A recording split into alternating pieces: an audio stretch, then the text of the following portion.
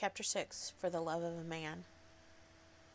When John Thornton froze his feet in the previous December, his partners made him comfortable and left him to get well, going on themselves up the river to get out of a raft of saw logs for Dawson.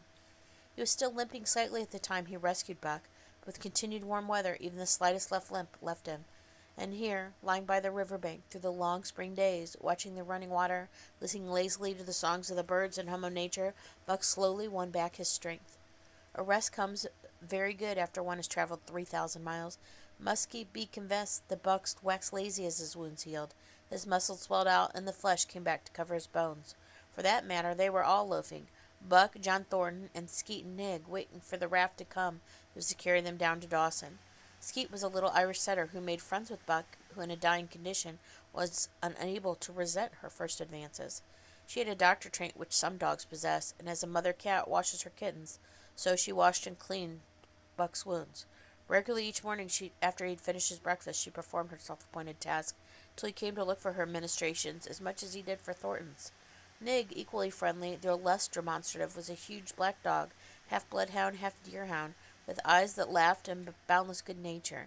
And to Buck's surprise, these dogs manifested no jealousy toward him. They seemed to share the kindliness and largeness of John Thornton. As Buck grew stronger, they enticed him into all sorts of ridiculous games, in which Thornton himself could not forbear to join. And in this fashion Buck romped through his convalescence into a new existence. Love, genuine passionate love, was his for the first time. This he had never experienced at Judge Miller's down in the sun-kissed Santa Clara Valley. With the judge's sons hunting and tramping, it had been a working partnership. With the judge's grandsons, a sort of pompous guardianship, and with the judge himself, a stately, dignified friendship. With the judge but the love that was feverish and burning, that was adoration and madness, it had taken John Thornton to arouse. This man had saved his life, which was something, but further he was the ideal master. Other men saw to the welfare of their dogs from a sense of duty and business expediency, but he saw to the welfare as if they were his own children, because he couldn't help it. And he saw further. He never forgot a kind greeting or a cheering word, and to sit down for a long talk with him, a gas he called it, was as much his delight as theirs. He had a way of taking Buck's head roughly between his hands, resting his own head upon Buck's, shaking him back and forth while calling him ill names that to Buck were love names. Buck knew no greater joy than that rough embrace and the sound of murmured oaths, and at each jerk back and forth it seemed that his heart would be shaken out of his body, so great was his ecstasy. And when released he sprang to his feet, mouth laughing, eyes eloquent, throat vibrant with unuttered sound. In that fashion reclaimed without movement, John Thornton would reverently claim, "God, you could all but speak." Buck had a trick of love expression that was akin to hurt. He'd often seize John Thornton's hand in his mouth and close so fiercely that flesh bore the impresses of teeth for some time afterward. And Buck understood the oathness to love words, for the man understood this feigned bite for a caress. For the most part, however, Buck's love was expressed in adoration. He went wild with happiness when Thornton touched him or spoke to him, and didn't seek those tokens. Unlike Skeet, who had wont to shove her nose under Thornton's hand and nudge till he'd drive him, he refused to stir. So greatly he had suffered, and so far gone was he that blows... sorry about that.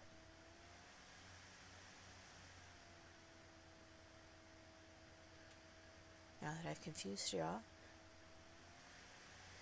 Nig who'd stalk up and rest his head on Thornton's knee. Buck was content to endure at a distance. He would lie by the hour, eager, alert at Thornton's feet, looking into his face, dwelling on it, studying it, following it with the keenest interest of fleeting expression, every movement, change or feature. As chance by habit, he would lie further away to the side or rear, watching the outlines of the man and the occasional movements of his body, and often was the communion in which they lived. The strength of Buck's gaze would draw John Thornton's head around, and he would return the gaze without speech, his heart shining out of his eyes as Buck's heart shone out. For a long time after his rescue, Buck didn't like Thornton to get out of his sight. From that moment he left the tent till when he entered it again, Buck would follow at his heels. His transient master's sense had come into the Northland, had bred into him a fear that no master could be permanent. He was afraid that Thornton would pass out of his life as Perrault and Francois and the Scottish half-breed had passed out. Even at night in his dreams he was haunted by this fear. At such times he'd shake off sleep and creep through the chill to the flap of the tent, and he'd stand and listen to the sound of his master's breathing. But in spite of his great love, he bore John Thornton, which seemed to bespeak the soft, civilizing nature influence, the strain of the primitive which the Northland aroused in him remained alive and active. Faithfulness and devotion, things born of fire and aloof, were his, yet he retained his wildness and willingness. He was a thing of the wild, come from the wild to sit by John Thornton's fire, rather than a dog of the soft Southland stamped by the marks of civilization. Because of this very great love, he couldn't steal from this man, but from any other man in any camp he did not hesitate in an instant, while the cunning on which he stole enabled him to escape detection. His face and body were scored by the teeth of many dogs, and he fought as fiercely as ever, or more shrewdly. Skeet and Nig were too good-natured for quarreling. Besides, they belonged to John Thornton. But this strange dog, no matter what the breed or valor, swiftly acknowledged Buck's supremacy, or found himself struggling for life with a terrible antagonist. Buck was merciless. He learned well the law of club and fang. He never forewent an advantage or drew back from a foe and started the way to death. He had lessoned from Spitz and from the chief fighting dogs of the police and mail. He knew there was no middle course. He must master or be mastered, while to show mercy was a weakness. Mercy didn't exist in the primordial life. It was misunderstood for fear, and such misunderstandings made for death. Killer be killed, eater be eaten. But the law, this mandate, was down out of the depths of time, and he obeyed. He was older than the days he had seen and the breaths he had drawn. He linked with the past, the present, and eternity behind him throbbed in a mighty rhythm to which he swayed as tides and seasons swayed. He sat by John Thornton's fire, a broad-breasted dog, white-fanged and long-furred, but behind him were shades of all manners of dogs, half-wolves, wild wolves, urgent and prompting, tasting the savor of the meat he ate, thirsting for the water he drank, scenting the wind with him, listening with him, and telling him the sounds made by the wildlife in the forest, dictated his moods, directed his actions, and lied down to sleep with him when he lay down, dreamed with him and beyond him, and became themselves the stuff of his dreams. Sorry. So peremptorily did these shades beckon him that each day mankind and the claims of mankind slipped further away from him. Deep in the forest a call was sounding, and as often as he heard this call, mysteriously thrilling and luring, he felt compelled to turn his back on the fire and the beaten earth around it, and to plunge to the forest, on and on. He knew not where or why, nor did he wonder where or why. The call sounded imperiously deep in the forest, but as often as he regained soft, unbroken earth and green shade, the love of John Thornton drew him back to the fire again. Thornton alone held him. The rest of mankind was nothing. Chance travelers might praise or pet him, but he was cold under it all, and from a demonstrative man he would get up and walk away. When Thornton's partners, Hans and Pete, arrived on the long-expected raft, Buck refused to notice till he learned they were close to Thornton. After that, he tolerated them in a passive sort of way, accepting favors from them as though he favored them by accepting. They were the same large type as Thornton, living close to the earth, thinking simply, and seeing clearly. And they swung the raft, Big Eddie by the sawmill at Dawson. They understood Buck and his ways, and didn't insist on intimacy, such as obtained with Skit and Nig. For Thornton, however, his love seemed to grow and grow. He alone among men could put a pack upon Buck's back in the summer traveling. Nothing was too great for Buck to do when Thornton commanded. One day they had grub-staked themselves the proceeds of the raft and left Dawson for the heads of the Tanana. Men and dogs were sitting on the crest of a cliff which fell away, straight down to naked bedrock 300 feet below. John Thornton was sitting near the edge, and Buck at his shoulder. Thoughtless whim seized Thornton, and he drew the attention of Hans and Pete to the experiment he had in mind. "Jump, Buck," he commanded, sweeping his arm out over the chasm. The next instant he was grabbing Buck on the extreme edge, while Hans and Pete were dragging them back to safety.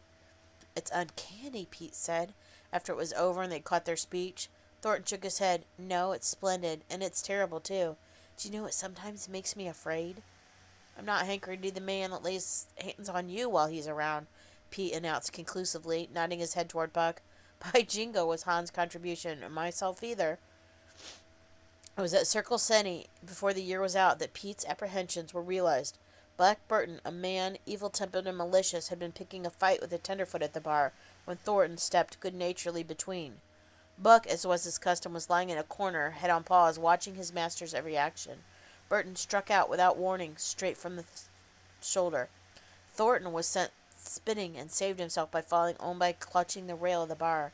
Those who were looking on heard neither bark nor yelp, but something that is best described as a roar, and they saw Buck's body rise up in the air as he left the floor for Burton's throat.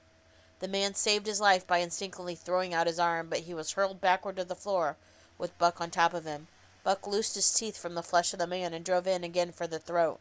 This time the man succeeded in partially blocking, and his throat was torn open. The crowd was upon Buck, and he was driven off, but while a surgeon checked the bleeding, he prowled up and down, growling furiously, attempting to rush in and being forced back by an array of hostile clubs. A miners' meeting was called on the spot, and decided that the dog had provocation, and Buck was discharged. But his reputation was made, and from that day his name spread through every camp in Alaska. Later on, in the fall of the year, he saved John Thornton's life in quite another way. Three partners were lining a long and narrow pole down a bad stretch of rapids on 40-Mile Creek.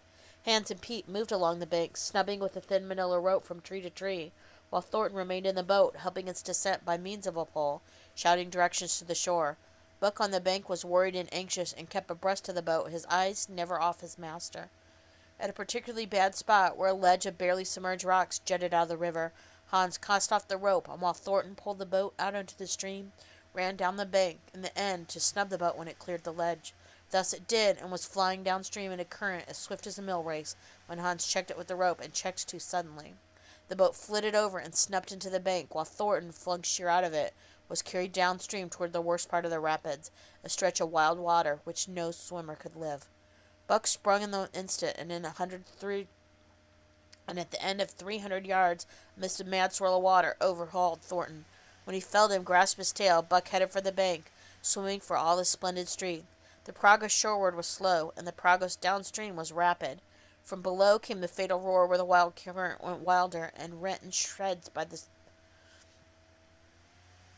spray of the rocks, which thrust upon the teeth of an enormous comb. The suck of the water took the beginning of the last step was frightful, and Thornton knew that shore was impossible. He scraped furiously over a rock, bruised against the second, and struck a third with crushing force.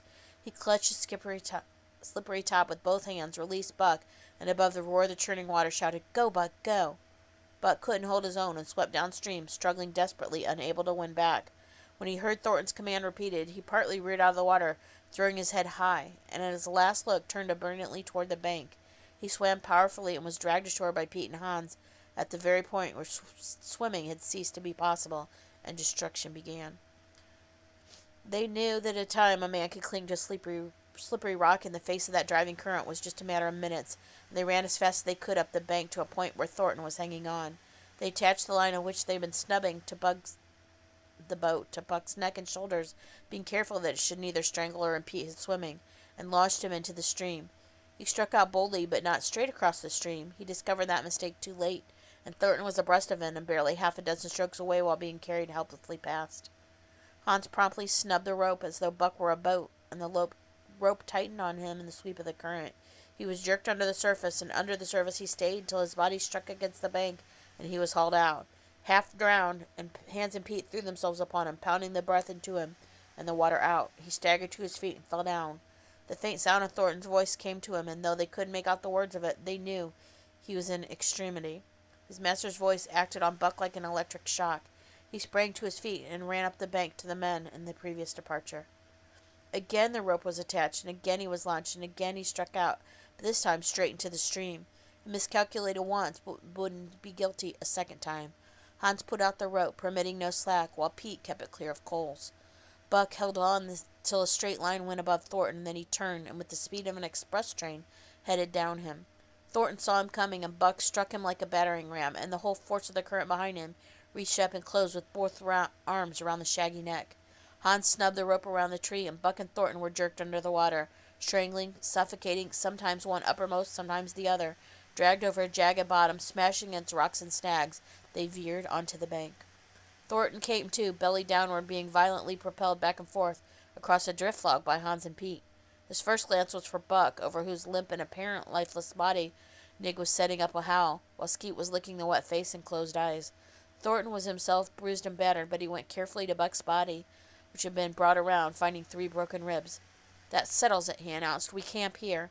And camp they did till Buck's ribs knitted and he was able to travel.